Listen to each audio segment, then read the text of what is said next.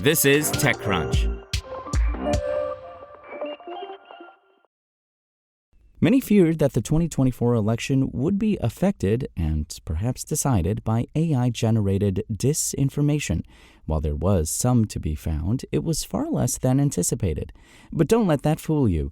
The disinfo threat is real. You're just not the target. Or at least so says Oren Etzioni, an AI researcher of long standing whose nonprofit True Media has its finger on the generated disinformation pulse. There is, for lack of a better word, a diversity of deepfakes, he told TechCrunch in a recent interview. Each one serves its own purpose, and some we're more aware of than others. Let me put it this way. For everything that you actually hear about, there are 100 that are not targeted at you. Maybe 1,000. It's really only the very tip of the iceberg that makes it to the mainstream press. The fact is that most people, and Americans more than most, tend to think that what they experience is the same as what others experience.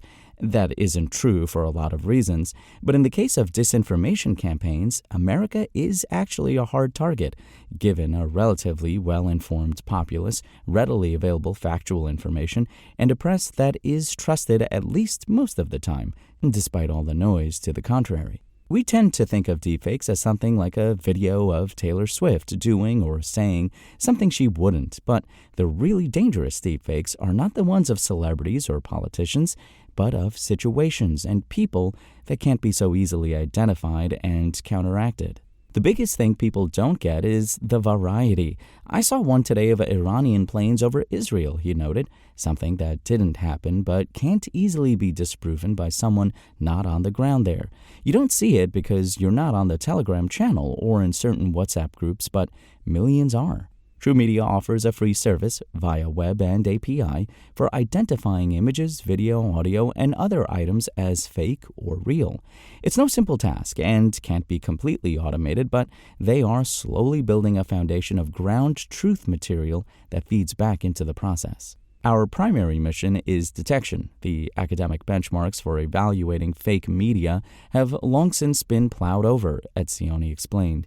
We train on things uploaded by people all over the world. We see what the different vendors say about it, what our models say about it, and we generate conclusion. As a follow-up, we have a forensic team doing a deeper investigation that's more extensive and slower, not on all the items, but a significant fraction, so we have a ground truth. We don't assign a truth value unless we're quite sure. We can still be wrong, but we're substantially better than any other single solution. The primary mission is in service of quantifying the problem in 3 key ways Etzioni outlined.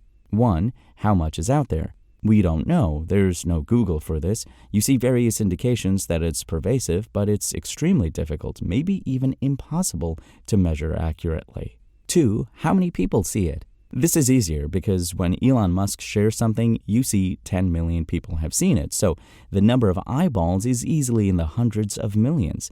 I see items every week that have been viewed millions of times. 3. How much impact did it have? This is maybe the most important one. How many voters didn't go to the polls because of the fake Biden calls? We're just not set up to measure that. The Slovakian one, a disinfo campaign targeting a presidential candidate there in February, was last minute and then he lost.